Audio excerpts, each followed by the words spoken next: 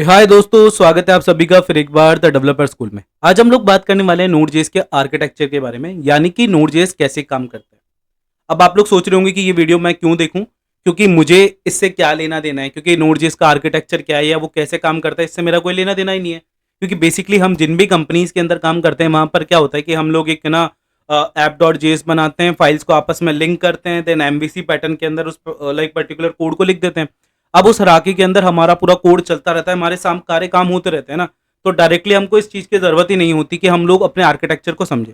तो कहीं न कहीं आप लोग सही हैं, पर फिर भी मैं आप लोगों को एक चीज़ बताऊँ कि जब आप लोगों ने देखा होगा बड़ी-बड़ी वेबसाइट्स अच्छी चलती हैं, है ना? जब आप उनको लोड करते हो और छोटी वेबसाइट्स लैग कर जाती है, तो वहाँ पर हम बोलते हैं कि बड़ी वेबसाइट्स के पास में क्या होता है, एक अच्छा सर्वर होता है, छोटी वेबसाइट्स के पास में अच्छा सर्वर नहीं होता। ठीक है? यहाँ पर भी आप लोग सही हो, पर मैं आप लोगों को बताऊँ, आपने छोटी-छोटी वेबसाइट्स देखी होंगी ब्लॉग्स की, ऑनलाइन इंटरनेट के ऊपर जो भी इतना ज़्यादा लैग करती है, अगर आप वहाँ पर कोई ब्लॉग पढ़ने गए हो ना तो उसके लिए भी लैग करती है। वो कोई सर्विस प्रोवाइड नहीं करा रही है, सिर्फ ब्लॉग्स लिख रही है, फिर भी उनकी वेबसाइट्स लैग करती है। क्यों? Just because of they are not knowing the particular architecture of particular language. तो ये आपका कोड किसी भी लैंग्वेज में लिखा गया हो, चाहे पीएचपी में हो, चाहे जावा में हो, चाहे पाइथन में हो, इट डज़न्ट मैटर, ठीक है? नोड.जेएस में हो, डज़न्ट मैटर। एक्चुअल में आपको आपकी लैंग्वेज का आर्किटेक्चर पता होना ज़रूरी है। इसीलिए जब आप लोग सोचते हैं कि एक अच्छे डेवलपर से काम कराना और एक इंटर्न या फिर ना मतलब like little bit experience person से काम कराना, इन सब चीज़ों में क्या डिफरेंस होता है, ये सारी चीज़ें यहीं पे निकल के आती है। देखो, कई बार आपने सोचा होगा कि एक बंदा है जिसे 5-6 साल का एक्सपीरियंस है, एंड आप वो कहते हैं कि ना देखो ये 6 साल का एक्सपीरियंस वाला बंदा है, कंपनी में इंटरव्यू देने आया है, तो आपकी कंपनी के मैनेजर और टीम लीडर कहते हैं, यार देखो ये बंदा 40,000 में आने को तैयार हो रहा है और तुम लोगों को 60,000 70,000 चाहिए, जिनको आज 2 साल 3 साल हुए। So this is not because of you, like ये इस चीज़ के लिए नहीं है, इस बात के लिए नहीं है कि यार हम लोग इतना पैसा मांग रहे हैं। May be that person has particular knowledge of architecture of the language, he person knows how to code. ठीक है?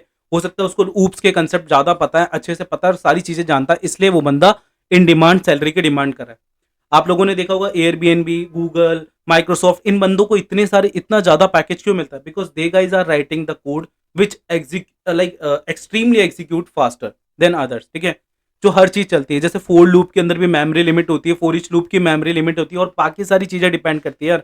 आप ऐसे ना कोई भी चीज़ नहीं लिख सकते हो, क्योंकि कहीं न कहीं हम लोग रियल क्लाइंट के लिए प्रोजेक्ट बना रहे हैं, जबकि हमको उसको प्रोडक्ट बना के देना होता है। ठीक है? कोस्टिंग वगैरह काफ़ी सारी चीज़ें इसके अंदर निकल के आती है। बट दैट्स सो ऑन, मैं ये मानता हूँ कि आप लोगों को आपकी पर्टिकुलर लैंग्वेज में कोड लिखने का तरीका आना चाहिए, बिकॉज़ यही वो चीज़ें हैं जो आपको किसी ना किसी इंटरव्यू को क्लियर करने में मदद करती है। तो छोटी वेबसाइट्स जिनके अंदर आपने ब्लॉग्स की देखी होगी वो भी लैग करती है, just because of you don't know about the architecture of the particular language. But एक ओनली रीज़न ये नहीं है, इसके अलावा फ़ोल्डर स्ट्रक्चर, आपने किस तरीके से डायरेक्टरीज़ में कोड लिखा है, कैसे मॉड्यूल्स बनाए हैं, सारी चीज़ें डिपेंड करती हैं। तो आज हम लोग बात करेंगे बेसिकली नोड.जेएस कैसे काम करती है और कैसे वो आपके लाइक फ्लो को स्मूथली और फास्ट बनाती है। तो ठीक है, आप लोगों से इंटरव्यू के अंदर जनरली एक क्वेश्चन पूछा जाता है कि what is synchronous and what is asynchronous. ठीक है? तो बेसिकली सिंक्रोनस और एसिंक्रोनस का जब हम जवाब देते हैं तो हम लोग कहीं ना कहीं ये कह देते हैं कि सर जो सिंक्रोनस इवेंट्स होते हैं वो ब्लॉकिंग इवेंट्स होते हैं और जो एसिंक्रोनस होते हैं वो नॉन ब्लॉकिंग होते हैं। अब दैट पर्सन जिसने आपका इंटरव्यू लिया है, अगर उसने कहीं से रीड आउट किया है या फिर लाइक वो आपसे कोई नेक्स्ट क्वेश्चन नहीं करना चाहता, काउंटर क्वेश्चन नहीं करना चाहता, तो उसके लिए ओके हो जाता है कि ठीक है इसने बता दिया, अगर आपने इतना भी बता दिया तो। पर अगर कोई काउंटर क्वेश्चन करके आपको बोल दे कि what is blocking and what is non blocking, तो वहीं पर आकर हम वापस से फंस जाते हैं। वही दूसरी तरफ से कान पकड़ लिया सिंक्रोनस और एसिंक्रोनस का, है ना? तो आज हम उसके बारे में बात करने वाले हैं। सबसे पहले आप लोग देखोगे मेरे पर्टिकुलर डेस्कटॉप के ऊपर मैंने एक इमेज लगाई हुई है, हाउ नोड.जेएस वर्क्स। इसमें देख रहे होंगे आप, एक ना रिक्वेस्ट जा रही है यूजर की तरफ से, वो रिक्वेस्ट जाती है इवेंट लूप के पास में, वहां से एक रजिस्टर होता है, उसके साथ कॉल बैक, इंटेंसिव ऑपरेशन शुरू होते हैं जैसे file system, database and computation. फिर ऑपरेशन कंप्लीट होता है और फिर जो कॉल बैक उसके साथ रजिस्टर हुआ था वो ट्रिगर होता है और वो रिक्वेस्ट यूजर के पास जाती है। अब आप कभी भी है ना नोड.जेएस के लिए अगर सर्च करोगे ना तो मोस्ट ऑफ द टाइम आपको यही पिक्चर निकल के मिलेगी, बिकॉज इस पिक्चर के अंदर आप लोगों को समझाया गया है कि कैसे एसिंक्रोनस यानी नॉन ब्लॉकिंग ऑपरेशंस राइट करते हैं। ठीक है? अगर मैं दूसरी इमेज के ऊपर जाऊं और इस इमेज को आप लोगों को दिखाऊं तो यहीं पर सेम आप देखोगे, डेफिनेटली सेम चीजें हो रही है ना?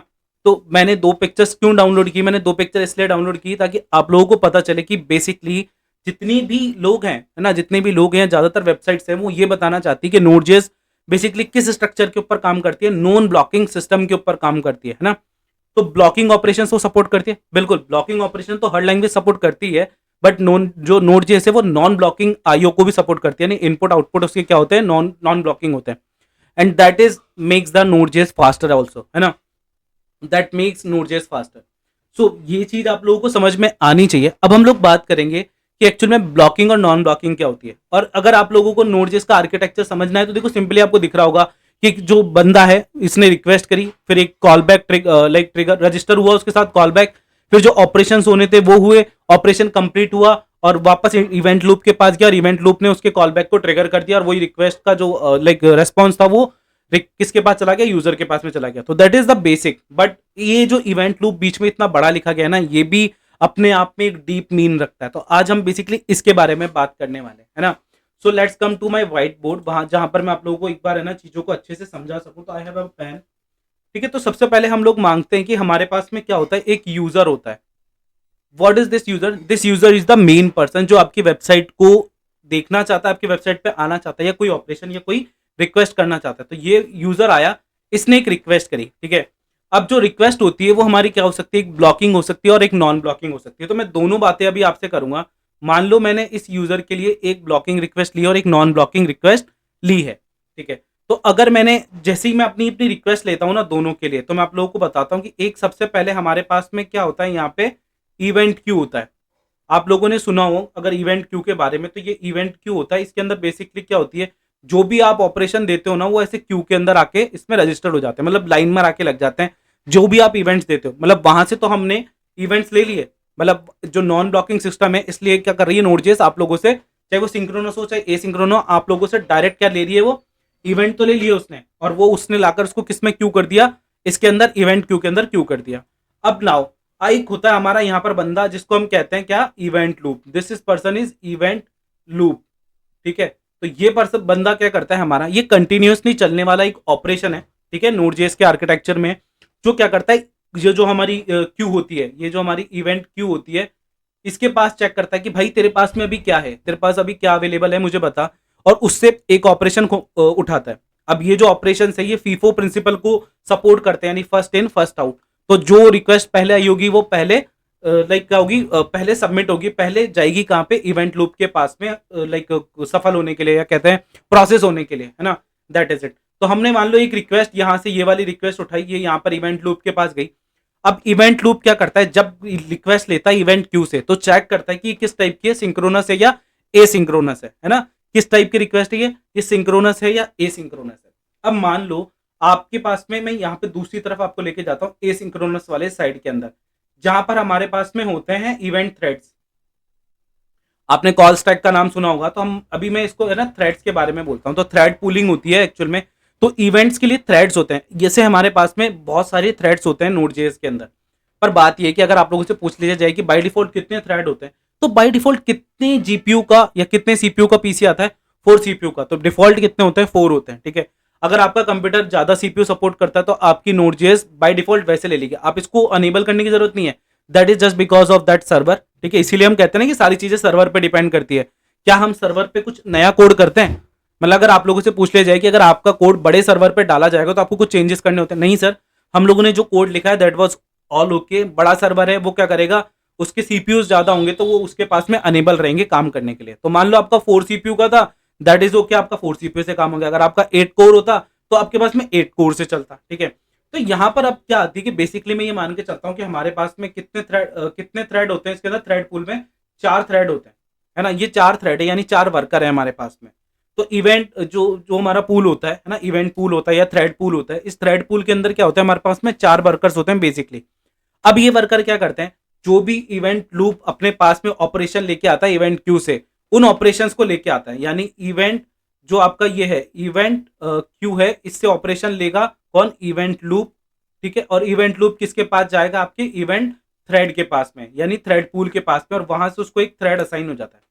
अब बेसिकली क्या है कि हमारे पास में सिर्फ 4 ही थ्रेड है। तो मान लो आपने उसको जो ऐसी टास्क दी है जिसको करने में ज्यादा समय लग रहा है ना, और बैक टू बैक ऑपरेशंस गए, तो एक बार अगर आपके ये चारों वर्कर बुक हो गए काम करने के लिए, तो जो आपको नई रिक्वेस्ट आएगी वहां पर आपके ब्राउजर के ऊपर क्या होगा, एक सर्कल घूम रहा होगा जिसको हम लोडर बोलते हैं। तो वो दिखता ही रहता है। ऐसा क्यों? क्योंकि क्या हो रहा है कि वो 4 ऑपरेशंस जब पूरे होंगे और उनका रेस्पॉन्स मिल जाएगा तभी तो 5 ऑपरेशन लेंगे। तो बाकी 4 यूजर का काम तो चल रहा है, पर अगर मान लो कोई नया यूजर दूसरी तरफ से वो कर रहा है तो उसका इवेंट स्लो हो गया, और हम लोग सोचते हैं कि उसका इंटरनेट कनेक्शन स्लो है, मेरा इंटरनेट कनेक्शन स्लो है, इसलिए ऐसा हो रहा है।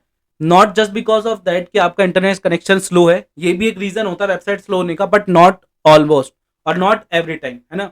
तो क्या होता है कि मान लो भले ही उस बंदे का इंटरनेट फास्ट था, बाकी वेबसाइट्स पे अमेजोन उसके फास्ट चल रही है, पर मान लो किसी की ब्लॉग वेबसाइट पे गए, वो बड़ी स्लो लोड हो रही है, तो क्या ये इंटरनेट का इशू हो सकता है? नहीं, ये नहीं हो सकता। तो यहाँ पे क्या हो रहा होता है कि वो पर्टिकुलर वेबसाइट अभी बिजी है कुछ काम करने के लिए। क्यों? क्योंकि उसके जो वेब वर्कर्स है ना, लाइक ये जो लाइक थ्रेड पूल के अंदर जो वर्कर्स है, जो थ्रेड्स है, वो ऑलरेडी लाइक यूटिलाइज हो रखे हैं किस चीज के लिए? उस कुछ काम को करने के लिए।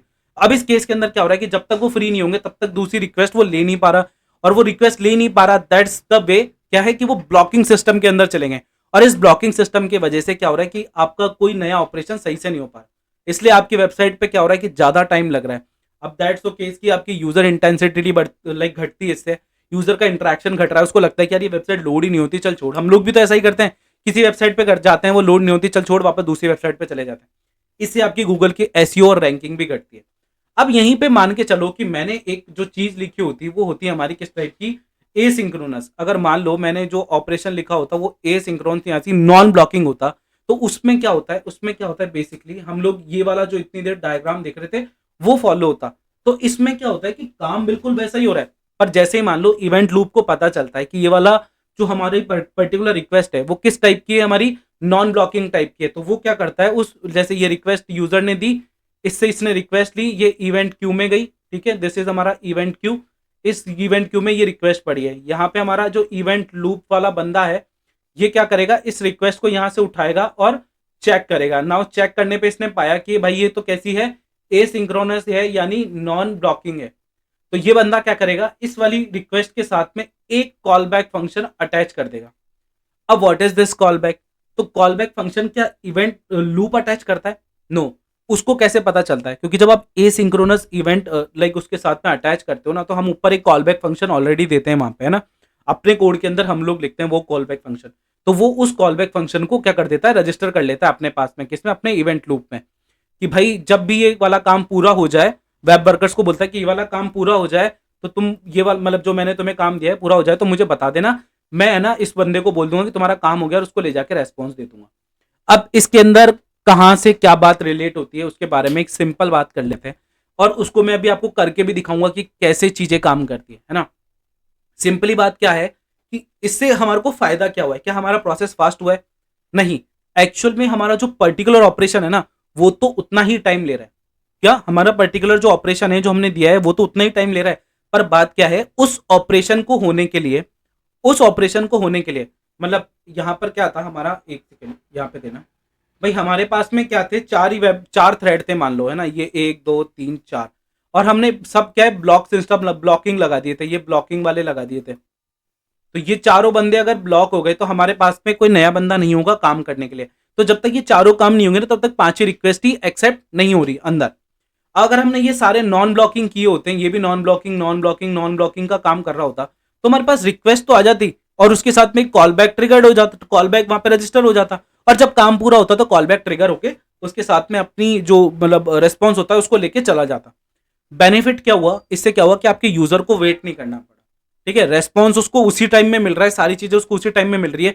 But now Node.js will maintain everything कि भाई जिस बंदे का काम होता जाए उस बंदे को उसका डेटा देते जाओ, वरना यहां पर क्या होगा कि जो पांच, अगर मान लो ये जो पांचवा वाला बंदा आया था, फर्स्ट नंबर पे बंदा आया था, इसको तो सिर्फ console.log ही कराना था किसी चीज को, है ना, और ये बाकी तो रिक्वेस्ट मांग रहे थे। तो ये वाला console.log करने में कितना टाइम लगेगा? बहुत कम। जैसे हम किसी दुकान पे जाते हैं, हम ऐसे बोलते हैं ना कि यार भैया मुझे तो सिर्फ है ना कि बिस्किट ही लेना है, मुझे ना ये तेल आटा चीनी नहीं लेना है, सिर्फ बिस्किट लेना है। तो वो क्या करता है, आपको पहले बिस्किट देके फ्री कर देता है। क्यों? वो एसिंक्रोनस ऑपरेशंस की वजह से। अगर बाकी सारे बंदे सही हैं और बाकी सारे बंदे अगर ब्लॉकिंग है, अड़ियल है, ऐसे है ना, मतलब दुकान के चारों तरफ आके खड़े हो गए, है ना, वो ब्लॉकर्स हैं, तो वो क्या करेंगे, आपको बिस्किट मांगने का मौका ही नहीं देंगे। तो जब तक दुकानदार सुनेगा नहीं तब तक आपको देगा नहीं। पर मान लो वो सारे ना नॉन ब्लॉकिंग वाले बंदे हैं, ठीक है, वो आए, उन्होंने बोल दिया अंकल मेरा ये सामान पैक करके रख देना, मैं आ जाऊंगा, मेरे को फोन कर देना। दूसरा आया, अंकल मेरा सामान पैक कर देना, मैं आ जाऊंगा। तीसरा आया, अंकल मेरा सामान पैक कर देना, मैं आ जाऊंगा। चौथा आया, अंकल मेरा सामान पैक कर देना, मैं आ जाऊंगा। तो यहां पर क्या हुआ, अभी इस बात को अच्छे से समझना, ये चार बंदे आए, है ना, चार बंदे आके कह के चले गए मुझे फोन कर देना। अब आप पांचवें बंदे आए, तो अगर मान लो इस दुकानदार के पास में चार ही लोग थे काम करने वाले, तो वो चारों क्या काम कर रहे हैं, उस बंदे का काम कर रहे हैं। है ना, उनका सामान पैक कर रहे हैं, पर आपने बोला अंकल मुझे एक बिस्किट दे दो, आपका काम छोटा था, उन्होंने हाथों हाथ आपको बिस्कुट दिया और फ्री कर दिया, तो आप अपना बिस्किट लेके चले गए, तो आपका क्या हुआ कि आपका जो टाइम था, जो आपकी रिक्वेस्ट टाइम था और जो आपका काम को कंप्लीटेशन टाइम था वो कम था, इसलिए उसको ऐसा लगा। पर अगर मान लो आप भी आकर इतनी बड़ी पर्ची सामान की देते, तो क्या आप पहले फ्री होते? नहीं, आप पहले फ्री नहीं होते। Now the person will assign you, like आप भैया मुझे अपना नंबर लिखा दो, हम आपको फोन कर देंगे जैसे आपका काम होगा। So this is the way, जिनके जो छोटे काम होते हैं ना, जो छोटे छोटे काम होते हैं, उनको करने के लिए एक्चुअल में हमको अपना सिस्टम ब्लॉक नहीं करना चाहिए, इसलिए हम हमेशा प्रेफर करते हैं नॉन ब्लॉकिंग सिस्टम। आओ इसको करके देखते हैं। सो आई होप सो कि आपको चीजें बेहतर समझ में आएगी। तो मैं एक बार इस विंडो को बंद कर देता हूँ, है ना। ये मेरी विंडो कैसे बंद होती है, एक सेकेंड रुकना। ये मैंने क्लोज कर दिया, दैट इज कूल, है ना। तो मैं एक बार अपना टैबलेट हटा के अपना लैपटॉप अटैच कर लूँ, क्योंकि मेरे लैपटॉप के अंदर सिर्फ तीन ही पोर्ट है। ये तो मेरे को चाहिए था, है ना। मुझे कौन सा वाला लगाना है वायर, मुझे कौन सा वायर लगाना है, ये वाला वायर मुझे लगाना है माउस का, और एक मुझे वायर लगाना है मेरे कीबोर्ड का। This is my keyboard wire. So okay, मैंने अपना कीबोर्ड अटैच किया है यहाँ पे। अब हम लोग क्या करेंगे, एक बार ब्लॉकिंग और नॉन ब्लॉकिंग सिस्टम्स को चलाकर देखेंगे और कोशिश करेंगे समझने की कि एक्चुअल में चीज़ें कैसे काम करती है। मैंने आपको जो शॉप वाला एग्जांपल दिया है वो अभी भी मेरे माइंड में आया, इसलिए मैंने आपको हाथों हाथ बता दिया। अगर आपको लगता है मुझे उसमें कुछ इंप्रूवमेंट करना चाहिए, प्लीज़ कमेंट सेक्शन में मुझे बताना। वैसे तो आप लोग कुछ इंटरेक्शन करते नहीं हो, तो लगभग टाइम मैं कुछ जान नहीं पाता आप लोगों की तरफ से। फिर भी अगर आप लोगों को लगे कि आप लोगों को मेरी हेल्प करनी चाहिए इस वीडियो को और अच्छा बनाने में, तो आप मुझे कमेंट सेक्शन में बता सकते हो। दिस इज लाइक मैंने एक नोड का फोल्डर बना दिया, ये मेरा नोड का फोल्डर है। ओके, यहाँ पर मैं इसको ओपन कर लेता हूँ अपने इसके साथ में, ओपन विद कोड, कोड के साथ ओपन कर लेता हूँ। नाउ दिस इज इट कि मैं अपना ये ओपन कर लेता हूँ गिट की CLI, एंड यहाँ पे मैं लिखूंगा सीधा CD नोड। मैं नोड के अंदर आ गया, यहाँ पे मैं लिखूंगा TOUCH टच,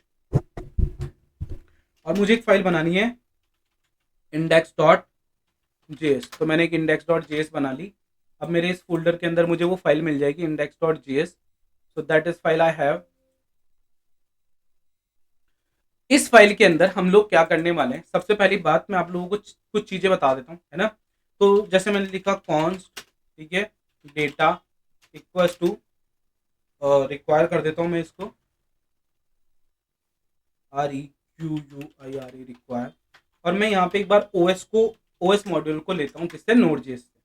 सबसे पहले मैं आप लोगों को एक चीज दिखाता हूँ। अब मैं यहाँ पे क्या करता हूँ, एक console.log चलाऊंगा, console.log, ठीक है। इसमें डेटा डॉट CPUs होते हैं हमारे पास में, है ना। तो मुझे CPUs डॉट इनकी लेंथ देखनी है, ठीक है। तो मैं इसकी लेंथ देखना चाहता हूँ, मैंने यहाँ पे ऐसा किया। अब मैं अपना टर्मिनल ओपन करता हूँ, this is my terminal, okay, new terminal I have open. जैसे ये ओपन हो जाता है, मैं यहाँ पे लिखूँ नोड index.js। अब मैं इसको चलाऊंगा तो आप देखोगे यहाँ पे कुछ लिख कर आया 8। इस 8 का मतलब क्या है कि मेरे पर्टिकुलर पीसी के अंदर 8 CPU है ना। 8 CPUs मेरे सपोर्ट करते हैं, यानी 8 थ्रेड है। तो मेरी जो Node.js होगी उसके जो डिफॉल्ट थ्रेड्स होंगे वो क्या होंगे, अब 8 होंगे। तो जिनका 4 होता है उनके 4 होते हैं। तो दिस इज, हमने ये देख लिया। अब मान लो हम क्या करते हैं, इसी की जगह एक लगते हैं कॉन्स, ठीक है। और सॉरी, मैं इस फाइल को तो रख लेता हूँ ताकि जब मैं आप लोगों से कोड शेयर करूँ तो आप लोग उसको देख पाए। मैं एक और नई फाइल बना लेता हूँ। नई फाइल होगी मेरी index1.js, ताकि मैं आप लोगों को जब कोड वहाँ पे रजिस्टर करवाऊँ, लाइक आप मेरी गिट से उठाओ तो आप लोग ये सारी चीज़ें देख सको। तो मैं यहाँ पे लिखता हूँ वापस से कॉन्स्ट डेटा, ठीक है। और यहाँ पर मैं रिक्वायर करूँगा अपने फाइल सिस्टम को, क्योंकि हमने रिसेंटली फाइल सिस्टम ही पढ़ा था। तो आई होप सो कि आप लोगों को फाइल सिस्टम के थ्रू बताना बेहतर है। तो मैं क्या करने वाला हूँ, मैं सबसे पहले क्या करूँगा, एक हमारी फाइल बनाऊंगा। तो हम लोगों ने क्या पढ़ा था यहाँ पे कि बेसिकली हम लाइक कोई फाइल बनाना, फाइल जब रीड करते हैं तो हमने क्या करा था, रीड फाइल करने का ऑप्शन किया था। वैसे ही हम लोगों ने काफ़ी सारे ऑपरेशंस रिसेंटली किए हैं। जैसे कि अगर मैं चाहूँ तो मैं लिख सकता हूँ fs डॉट, यार ये सॉरी, डेटा डॉट, ठीक है। तो यहाँ पर मेरे पास में वो सारे ऑपरेशंस आ जाते हैं जो मैं अपने फाइल सिस्टम के साथ में कर सकता हूँ, क्योंकि फाइल सिस्टम का जो मॉड्यूल है मेरे पास में आ गया है। अब मैं कॉपी करना चाहूँ, रीड क्रिएट फाइल करना चाहूँ, क्रिएट राइट स्ट्रीम करना चाहूँ, ठीक है। तो अभी मुझे क्या करना है, राइट करनी है कोई फाइल, ठीक है। तो मुझे राइट करनी है, तो मुझे एक राइट फाइल लिख देता हूँ, है ना। तो मैं सिंक्रोनसली एक राइट कर देता हूँ फाइल, ठीक है। इस फाइल के अंदर मैं क्या लिखना चाहता हूँ, जैसे मैं लिखना चाहता हूँ govind.txt बनाना चाहता हूँ, तो this is my Govind dot T X T और इसके अंदर मैंने कुछ ऐसा लिख दिया, दैट इज ओके है ना, या फिर यहाँ लिख देता हूँ गोविंद कुमावर, मैंने ये लिखा। अब मैं अपना वापस से नोड वाला कोड चलाऊंगा, यहाँ पे 1 लिख के एंड दैट इज डन। यहाँ पे देखोगे Govind dot T X T आ गई है ना। मान लो इसके अंदर मैंने Govind dot T X T के नीचे एक और मैं लिख देता हूँ गोपाल, ठीक है। तो यहाँ पर मेरे पास में इसके अंदर 2 मैंने कोड लिख के रखे। अब यहाँ पर क्या होगा, आप लोग देख रहे हो कि ये सिंक्रोनस ऑपरेशन है, यानी एक तरीके का ब्लॉकिंग ऑपरेशन है। This is my blocking operation. तो अगर मैंने यहाँ पे लिखा कंसोल डॉट लॉग, ठीक है, जस्ट अ सेकेंड, और मैंने यहाँ पे लिखा 1, और अब मैं यहाँ पर आता हूँ, ठीक है, यहाँ पे लिखता हूँ मैं 2, डन। अब हमारे इस पास इसका आउटपुट कैसा आएगा 1, देन हमारी फाइल, और अब हमको यहाँ पे क्या करना है कि राइट फाइल सिंक की जगह हम क्या करेंगे, रीड फाइल करेंगे एक्चुअल में। तो मैं क्या करना चाहता हूँ, रीड फाइल करना चाहता हूँ, और किस में करना चाहता हूँ, अपने एनकोडिंग देना चाहता हूँ इसको। पहले तो मैं क्या करूँगा, रीड करना चाहता हूँ, तो रीड फाइल सिंक्रोनसली रीड करना चाहता हूँ फाइल को। फाइल का नाम है मेरा वही Govind dot T X T, और उसकी मैं एनकोडिंग क्या रखना चाहता हूँ, UTF-8। Hope so this will work. तो मैंने यहाँ पे लिखा 1 2 है ना, एंड मेरी Govind dot T X T is here, और मैं इसको कंसोल डॉट लॉग कराना भूल गया, console dot log, this is it. मैं इसको डायरेक्ट इसके अंदर ही डाल देता हूँ। So what I have did, this is only. Now हम अपने कोड को चला के देखेंगे, तो आप देखोगे कि पहले मेरा कंसोल डॉट लॉग 1 प्रिंट होता है, जस्ट आफ्टर दैट जो भी मेरा Govind dot T X T के अंदर लिखा हुआ था वो प्रिंट होता है, एंड आफ्टर दैट मेरा 2 प्रिंट होता है। ये है ब्लॉकिंग सिस्टम। और कहीं ना कहीं हम लोग देखें तो ये चीजें सही काम कर रही है। सही मतलब यार कोड तो line by line he print होगा ना, पर ये क्या है, ब्लॉकिंग सिस्टम, मतलब पहला काम पूरा होगा, फिर दूसरा होगा, फिर तीसरा होगा। अब इसमें क्या है कि कंसोल डॉट लॉग फर्स्ट वाला लिखने में ज्यादा टाइम नहीं लगा होगा हमको, क्योंकि उसके लिए हमको कहीं से कुछ लेके नहीं आ रहा, हमको तो बस जस्ट प्रिंट ही करना था, तो दैट इज ओके। पर जो हमें दूसरा वाला जो हम ऑपरेशन कर रहे हैं, जो सिंक्रोनस ऑपरेशन है, उसके अंदर क्या हो रहा है कि हमारा जो सिस्टम है वो ब्लॉक हो रहा है। क्यों? क्योंकि हमको एक फाइल में जाना है, फाइल सिस्टम को चेक करना है कि फाइल सिस्टम सही है क्या, फिर वो फाइल एग्जिस्ट करती है क्या, फिर उसको इनकोड करना है, देन उसका रिजल्ट देना है, और फिर कंसोल डॉट लॉग कराना है उसके रिजल्ट को। फिर जब ये वाला काम पूरा हो जाएगा तो हम देंगे दूसरा कंसोल डॉट लॉग 2। अब यहाँ पर मान के चलो इसमें इशू क्या है, इशू क्या है कि ये जो दूसरा ऑपरेशन था कंसोल डॉट लॉग वाला, ये तो जल्दी भी हो सकता था ना। इस वाले ऑपरेशन को के लिए ये कंसोल डॉट लॉग प्रिंट होने का वेट क्यों करे, अगर इसका आंसर जल्दी आ सकता है तो, है ना। तो यहाँ पर अब हम लोग करने की कुछ कोशिश करेंगे और नॉन ब्लॉकिंग एक इवेंट लिखेंगे। तो दिस इज मेरा नॉन ब्लॉकिंग इवेंट था ये, है ना। मैं इसको अभी कमेंट कर देता हूँ। अब इसकी जगह मैं एक और नॉन ब्लॉकिंग इवेंट लिखूंगा, non, this is my non blocking event, ठीक है। यहीं पर हम वापस से क्या करने वाले हैं, डाटा डॉट रीड फाइल, और मैं अब सिंक्रोनसली करूंगा, सॉरी रीड फाइल सिंक लगा दिया क्या मैंने, सॉरी रीड फाइल करूंगा, पहले मैंने रीड फाइल सिंक किया था, अब मैं इस फाइल को सिर्फ रीड करना चाहता हूँ। वही वापस से मुझे क्या करना है, ये दोनों आर्ग्यूमेंट तो मैं दूंगा इसको, ठीक है, कि यही वाली फाइल है UTF-8 एनकोड करना है, पर इसके साथ में मैं एक कॉल बैक फंक्शन और रजिस्टर कर दूंगा। कॉल बैक फंक्शन रजिस्टर करूंगा तो मैं इसके साथ में कैसे लिखूंगा, मेरे एक ब्रैकेट लगा लिया मैंने, इसमें लिख दिया एक एरर, और दूसरा एक वेरिएबल ले लिया रिजल्ट। आप इनका नाम कुछ भी रख सकते हो, ठीक है, आपकी इच्छा है। तो मैंने एक वेरिएबल ले लिया, एरो फंक्शन लगा दूंगा, तो इससे क्या हो जाएगा, ये मेरा एक फंक्शन बन जाएगा जो मुझे इसका रिजल्ट देगा। अब मैं क्या कराऊंगा, रिजल्ट को कराऊंगा कंसोल डॉट लॉग। तो मैंने करा दिया कंसोल डॉट लॉग, किसको, रिजल्ट को। नाउ अब हम हमारा वापस से इसको चला के देखते हैं, तो आप देखोगे पहले प्रिंट होता है 1, फिर प्रिंट होता है 2, एंड देन प्रिंट होता है हमारा क्या, कंसोल डॉट लॉग का रिजल्ट। ऐसा क्यों? क्योंकि 1 को करने में कम टाइम लग रहा है, 2 को करने में कम टाइम लग रहा है, और जो हमारा ये जो बीच में हमने पहले डिस्क्राइब कर दिया ए सिंक्रोनस एक इवेंट दे दिया है ना, यानी एक नॉन ब्लॉकिंग जो इवेंट काम करने के लिए दिया है नोड.js को, उसमें क्या है, हमने बोला कि एक फाइल है उसको UTF-8 में एनकोड करके मुझे उसका रिजल्ट दो। तो इसके साथ में क्या है कि कॉल बैक फंक्शन रजिस्टर कर लिया किसने, इवेंट लूप ने, है ना। इवेंट लूप ने इवेंट क्यू में चेक किया, इस तरीके का कुछ आया, उसके साथ कॉल बैक जो फंक्शन जुड़ा हुआ है उसको अपने पास रजिस्टर कर लिया। अब जब उसका काम पूरा हो जाएगा तो उस कॉल बैक फंक्शन को ट्रिगर कर देगा और यूजर के पास आउटपुट हो जाएगा।